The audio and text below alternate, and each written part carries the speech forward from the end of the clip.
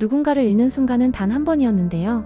그 공허함을 파고드는 사람은 끝내 한 사람이 아니었어요. 결혼식 파탄 이후 이 지역의 하루는 갈수록 피폐해지고 있었어요. 며칠째 인력사무소를 전전하며 막노동을 이어갔는데요. 손에는 굳은 살이 다시 잡히고 어깨는 항상 뻐근했습니다. 과거 회사에서 전략을 짜고 회의실에서 수십 명을 이끌던 날들과는 전혀 다른 풍경이었죠. 하지만 그는 애써 스스로를 속였어요. 잠깐뿐이다. 난 여기서 무너지지 않아. 다시 기회를 잡을 거야. 그렇게 다짐했지만 마음 한구석에는 파혼의 굴욕이 깊이 남아있었어요. 집에서는 여전히 냉랭한 공기가 감돌았습니다. 아버지 이상철은 지역을 장남으로 더 이상 인정하지 않겠다고 못 박았고 차남 이지환에게 기대를 거는 듯한 태도를 보였어요. 할머니 조옥래는 그런 분위기 속에서도 지역을 걱정했지만 직접 나서진 못했어요. 어머니 김다정은 아들이 혹시나 다치지 않을까 마음을 졸이며 밥은 먹고 다니니 다치면 안 된다는 짧은 문자를 보내곤 했죠. 지역은 그런 문자를 받고도 괜찮아, 나 잘 지내라는 짧은 답변만 했습니다. 진짜 속마음은 털어놓지 못했거든요. 한편 박성재는 조금 달랐습니다. 결혼식 이후 가장 큰 충격을 받은 인물 중 하나였지만 그는 오히려 그 상황을 돌파구로 삼으려 했어요. 성재는 은호 곁을 더 자주 찾아갔습니다. 카페 매니저로 일하는 은호의 일상에 자연스럽게 녹아들며 오늘은 커피 내가 내고 갈게. 네가 만든 라떼가 세상에서 제일 맛있어. 라며 가볍게 웃음을 던지곤 했습니다. 은호는 처음엔 어색했어요. 오래도록 선배 지역만 바라봤던 탓에 성재의 호의가 부담스럽게 느껴졌죠.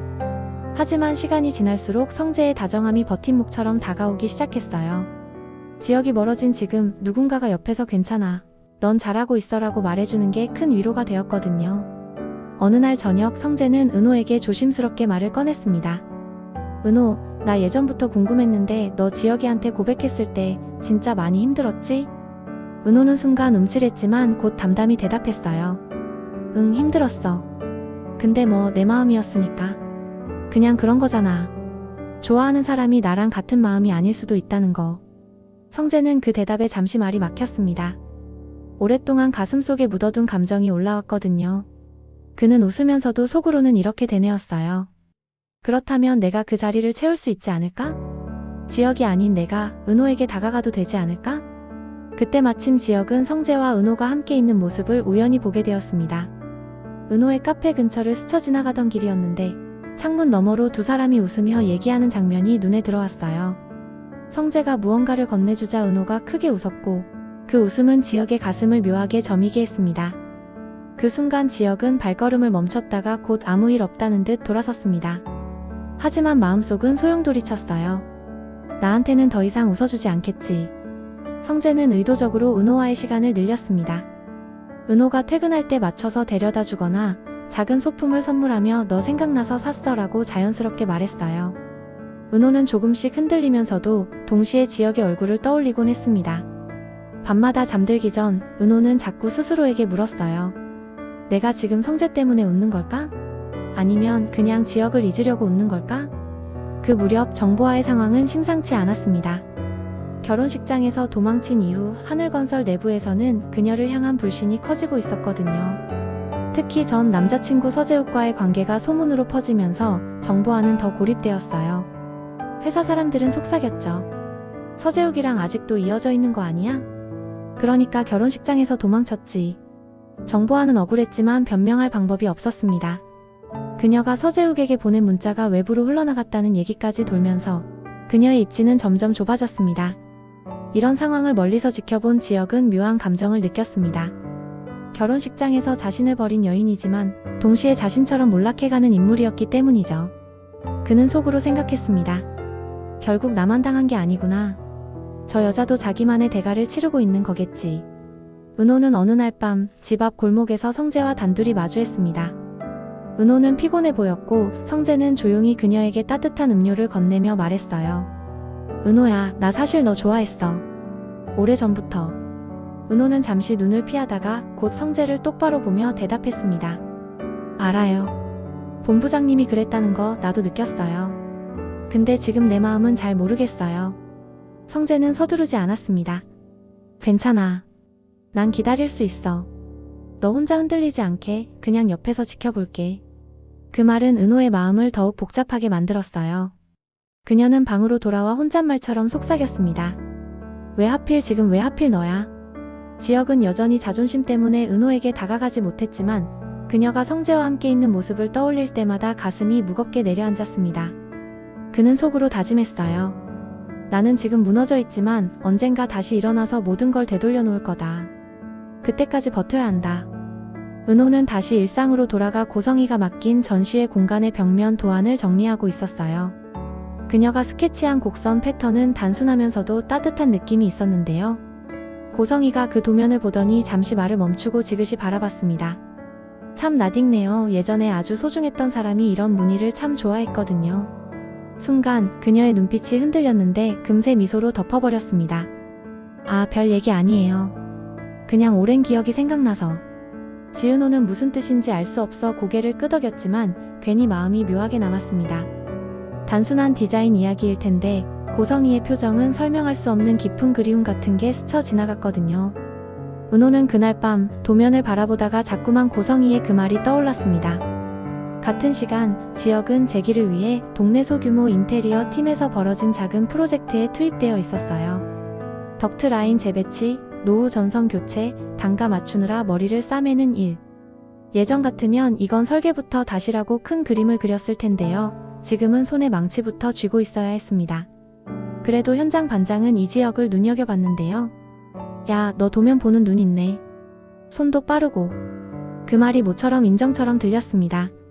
인정에 목마르던 사람에게 그 말은 물 한 잔보다 더 시원했거든요. 점심을 훌쩍 넘긴 시간 이지환이 카페로 들어왔습니다.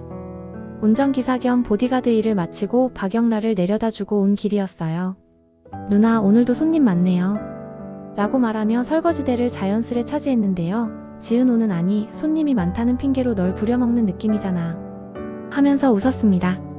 박영라는 창가에서 스케치북을 펼쳐 컵과 사람들 손을 그렸는데요. 고개를 갸웃하며 혼잣말처럼 중얼거렸습니다. 이 집은 소리가 따뜻하네. 이지환이 듣고 대꾸했죠. 사람들이 웃을 수 있으면 좋은 집이죠. 영란은 살짝 미소 지었는데요. 그 미소가 요즘 들어 자주 나타나더라고요. 오후가 기울 즈음 건물 위층 공사팀이 전기를 쓰기 시작했는데 그 여파인지 카페 전원이 툭 끊겼습니다. 주문이 쌓이는 와중에 정전이라니요. 에스프레소 머신이 멈추고 POS도 죽어버렸는데요. 손님들 얼굴에 당황이 번졌습니다. 지은호가 침착하게 잠시만요. 금방 해결할게요. 라고 말하고 밖으로 나가 두꺼비집을 확인했는데 이미 위층 쪽에서 임의로 라인을 더 당긴 흔적이 있었어요. 현장 문제였죠. 그때 성재가 재빨리 휴대폰을 꺼내더니 전기기사를 불렀고 동시에 현장관리사무소에 연락해 위층과 분전함 조정 요청, 오늘만 급히 임시 조치해달라고 정중하게 그러나 단호하게 말했어요. 말을 줄이고 절차로 밀어붙이는 태도. 그러면서도 그는 카운터로 돌아와 카드 결제가 안 되는 손님들에게 현금 대체 결제는 제가 일단 맡겠습니다. 계좌이체도 선택하시고요. 불편하시면 오늘은 서비스할게요. 라고 안내했는데요. 손님들이 의외로 덜 불편해하는 분위기가 만들어졌습니다. 위기 때 톤을 낮추는 사람이 결과적으로 공간을 지키더라고요. 바로 그때 문 쪽에서 낯익은 그림자가 한 발 물러서 있었습니다. 이지혁이었어요. 근처 현장에서 작은 부품을 사러 가던 길이었다고 했는데요. 상황을 보자마자 뒤돌아 나가려던 그가 잠깐 멈추더니 조용히 분전함 쪽으로 갔습니다. 아무 말 없이 본드 자국과 꼬인 선을 풀고 임시로 물려놓은 라인을 정리했어요. 손에 익은 움직임, 현장 감각이 그대로 살아있었죠. 누가 시킨 것도 아닌데 자기 흔적을 최대한 지우려 했고 문제를 잠깐 눌러놓자마자 그가 먼저 카페를 떠나려는데 마침 지은호가 뒤에서 그 모습을 보고 말았어요. 지혁 선배? 이지혁은 돌아보지 않고 대답했죠. 전기 오는 데까지만 봤어. 배선은 기사 오면 제대로 해. 지은호가 한 발 다가서려다 멈추며 말했어요. 고마워요. 여기 오늘 좀 엉망이었거든요. 이지혁은 짧게 응. 하고는 굳이 눈을 마주치지 않은 채 빠르게 걸어 나갔습니다. 당당하지 못한 자신을 누구보다 잘 아는 사람이었거든요. 성재는 그 장면의 반쪽만 봤습니다. 누군가가 나가고 지은호가 한숨 섞인 미소를 짓는 순간 그는 묻지 않았어요. 대신 카운터에 서서 컵을 닦으면서 말했죠. 오늘 잘 버텼다. 그 말이 칭찬이자 위로였고 지은호는 본부장님이 있어서 좀 덜 무서웠어요. 라고 솔직하게 말했습니다. 말이 끝나자 성재가 살짝 고개를 숙였어요. 그래서 내가 곁에 있잖아. 너무 크지도 너무 가볍지도 않은 톤이었는데요. 그 온도가 마음을 흔드는 건 어쩔 수 없더라고요. 저녁에 전기기사가 와서 라인을 정식으로 손보고 나니 카페는 금방 평온을 되찾았습니다. 손님 하나가 돌아나가며 여기 사장님들 침착하시네. 다음에 또 올게요. 라고 말해줬는데요. 지은호는 사장님들이라는 말에서 잠깐 웃음이 났어요. 사장님은 나 하나인데. 성재는 못 들은 척했습니다. 오늘만 공동 경영. 내일부턴 네가 사장. 농담으로 넘기면서도 함께 버틴 시간이 작은 연대로 남았습니다. 밤이 깊어갈 무렵 정보아에게 전화가 한 통 걸려왔습니다. 발신자는 오래 알고 지내던 외주사 직원이었는데요. 부장님, 이 얘기 드려야 하나 말아야 하나 고민했는데 서재욱 씨가 떠나기 전에 뭔가 맡기고 갔어요. 수령인 이름이 EJH라서 혹시. 정보아는 그 자리에서 굳어버렸습니다. JH 이 지역의 이니셜이었거든요. 지금 당장 만나도 될까요? 정보아는 떨리는 목소리로 약속을 잡았습니다. 다음날 새벽 작은 편의점 앞. 정보아가 봉투를 내밀었습니다. 내가 직접 열진 않았어요. 근데 혹시 당신에게 필요한 거면 갖고 있어요. 이 지역은 봉투를 받아들고도 쉽게 열지 못했는데요. 그 사이에 말이 먼저 흘러나왔습니다. 그날 미안했어. 알아요. 정보아가 단정하게 말했죠.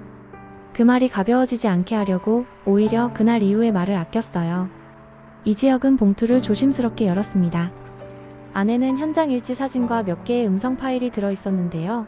해외 프로젝트에서 안전지표를 축소해 보고한 흔적을 기록한 자료였어요. 음성 파일 하나가 재생되며 남자의 낮은 목소리가 흘렀습니다. 다음 달에 숫자 조정 그리고 중간에 끊긴 부분. 서재욱의 목소리로 추정되는 그러나 판명되지 않은 기록. 이 지역은 한동안 아무 말도 못했습니다. 복수가 아니라 증명으로 가야겠다고 결심한 그에게 이건 무기가 아니라 근거가 되어줄 자료였거든요. 정보아가 먼저 자리를 뜨려 하다가 한 번 더 돌아봤습니다. 지혁씨. 응. 당신 다시 일어날 거예요. 그때 내 말이 필요하면 말해요. 도망친 신부가 아니라 증언하는 사람으로 설게요. 그 말의 끝에 이지혁은 아주 작게 고개를 끄덕였어요. 그리고 봉투를 옷 안주머니에 넣었습니다. 그는 여전히 당당하진 못했지만 조금 덜 도망치기로 했습니다. 그날 오후 카페에 작은 지자체 행사 제안이 들어왔습니다. 골목 상권 활성화를 위한 주말 마켓 파일럿 참여 요청이었는데요. 지은호는 흔쾌히 수락했어요. 그러자 이수빈이 바로 연락을 해왔습니다. 언니, 그거 나랑 콜라보 어때요? 내 패션 채널로 라이브 띄워드릴게요. 대신 브랜딩 배너는 크게. 이수빈의 계산 빠른 제안이 살짝 귀엽게 느껴졌는데요. 지은호는 좋아.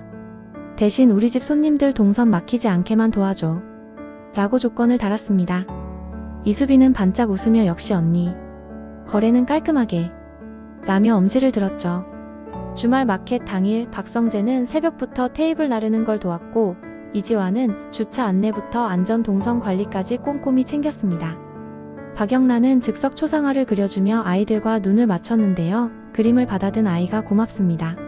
라고 외치자 영라가 오랜만에 크게 웃더라고요. 덕분에 오늘은 손이 덜 떨리네. 이지환이 옆에서 말했어요. 영라씨가 그려서 그래요. 영라씨 그림은 사람 얼굴을 닮아가거든요. 부끄러운 듯 고개를 숙이는 영라. 둘 사이의 간격이 아주 조금 그러나 뚜렷하게 좁혀졌습니다. 행사가 한창일 때 예상치 못한 불청객이 들이닥쳤습니다. 온라인 매체에서 파견된 프리랜서 기자라며 카메라를 들이대고 파혼난 신랑이 이 골목마켓에 나타났다는 제보가 있어서요 하고 소리를 높이는 거예요. 지은호의 표정이 굳었고 손님들 사이에 웅성임이 번졌습니다. 그때 고성이가 조용히 앞으로 걸어 나왔습니다. 우연이 아니었죠. 박영라를 보러 왔다가 소란을 보고는 그냥 지나치지 않았어요. 고성이는 기자에게 명함을 내밀고 낮게 말했습니다. 저는 박성재 회장님의 가족입니다. 이 행사는 골목 상권을 위한 공공행사이니 취재 윤리 지켜주세요. 촬영은 주최 측과 동의 확인하시고요. 오늘 이 골목에서 상처나는 질문은 사절입니다. 말투는 부드러웠지만 거절의 문법이 분명했어요. 기자가 분위기를 살피다가 슬그머니 카메라를 내렸습니다. 지은호는 그 모습을 보며 마음이 복잡해졌는데요. 왜 이분은 자꾸 나를 감싸줄까라는 의문과 고마움이 한꺼번에 밀려왔거든요. 고성이는 살짝 웃으며 지은호에게 한마디만 남겼습니다. 넌 내 자리에서만 잘 서 있어. 바람은 어른들이 막을게. 보호와 애정이 섞인 말이었고 그 말 한 줄이 오래 귓가에 맴돌았습니다. 해가 기울 즈음 박성재가 박스 몇 개를 더 나르다가 손가락을 베었습니다. 피가 살짝 났고 지은호가 급히 약을 찾다가 손수건으로 지혈을 해줬어요. 손이 닿는 순간 성재가 가볍게 농담했습니다. 이게 요즘 말로 스킨십 성공? 지은호가 피식 웃다가 고개를 저었죠. 웃기지 마. 피나잖아. 그러면서도 손을 떼지 않았는데요. 그 작은 접촉이 은호 마음의 균형추를 살짝 움직여버렸습니다. 성재가 진지한 눈으로 덧붙였죠. 나는 급하지 않아. 근데 포기하진 않을 거야. 그 목소리는 대단한 약속 대신 꾸준함을 약속하고 있었어요. 행사가 마무리되고 사람들 발걸음이 줄어들 무렵 골목 끝에서 이지혁이 잠깐 모습을 비쳤습니다. 그는 멀리서만 행사장을 보다가 돌아섰고 아무도 그를 부르지 않았어요. 대신 바닥에 떨어진 전단지 한 장을 주워 쓰레기통에 넣고 천천히 걸어갔습니다. 그 모습을 본 사람은 박영라뿐이었는데요. 영라는 스케치북 마지막 페이지에 작은 뒷모습 실루엣을 그려 넣었습니다. 누군가의 등만 기억되는 날이 있더라고요. 그날 밤 지은호는 가게 뒷정리를 마치고 의자 하나를 빼내 앉았습니다. 휴대폰에는 박성재의 메시지가 와 있었어요. 오늘 내 덕에 사람들이 웃었어. 고마워. 짧은 문장이었는데요. 읽고 나니 가슴이 뭉클해졌습니다. 답장을 쓰려다 멈췄어요. 나도 고마워라고 적었다 지웠다가 오늘 내가 없었으면 힘들었을 거야 라고 바꾸려다 다시 지우고 결국 잘 쉬어라고 보냈습니다. 조심스러운 마음이 문장 길이를 자꾸 줄였거든요. 불을 끄려는 순간 문틈으로 작은 종이 봉투가 미끄러져 들어왔습니다. 보낸 사람은 적혀있지 않았고 안에는 오래된 아기 팔찌 사진이 들어있었어요. 병원 이름과 날짜 그리고 희미하게 지워진 이니셜. 지은호는 심장이 두근거리면서도 이유를 몰랐습니다. 그때 전화가 울렸어요. 고성이었습니다. 미안 이 시간에. 혹시 너 아기 때 사진 같은 거 가지고 있니? 지은호는 얼떨떨했어요. 잘 모르겠어요. 엄마한테 물어봐야 할 것 같아요. 고성이는 잠시 뜸을 들이다가 천천히 말했죠. 그래. 언젠가 같이 보자. 그리고 오늘 고생했다. 전화를 끊고 난 뒤 지은호는 한동안 가만히 앉아 있었어요. 박성재에게 기울어지는 마음과 이지혁을 향한 미련, 그리고 설명할 수 없는 낯선 인연의 실마리가 한자리에 놓인 밤이었거든요. 창밖에는 골목 가로등이 길게 늘어져 있었고 마음은 그 빛보다 더 느리게 흔들리고 있었습니다. 오늘로 끝난 감정은 하나도 없었고 내일로 미뤄진 감정만 더 많아졌습니다. 마지막으로 지은호가 메모장에 아주 짧게 적었습니다. 당장 하나를 고르지 않아도 내 마음이 어디로 가는지는 천천히 알게 되겠지. 그리고 같은 시각 이지혁은 빈 사무실 책상에 앉아 봉투 속 음성 파일을 다시 재생했습니다. 스피커에서 잡음이 섞여 나오다가 끊겼고 그는 이어폰을 빼며 노트에 한 줄을 적었어요. 증언을 모으자. 사람을 먼저 세우자. 그가 적은 두 문장은 복수가 아니라 복원의 계획이었고 그 계획이 끝날 때쯤이면 스스로를 다시 당당하게 만들 수 있으리라는 희망이 아주 작게 빛나고 있었어요.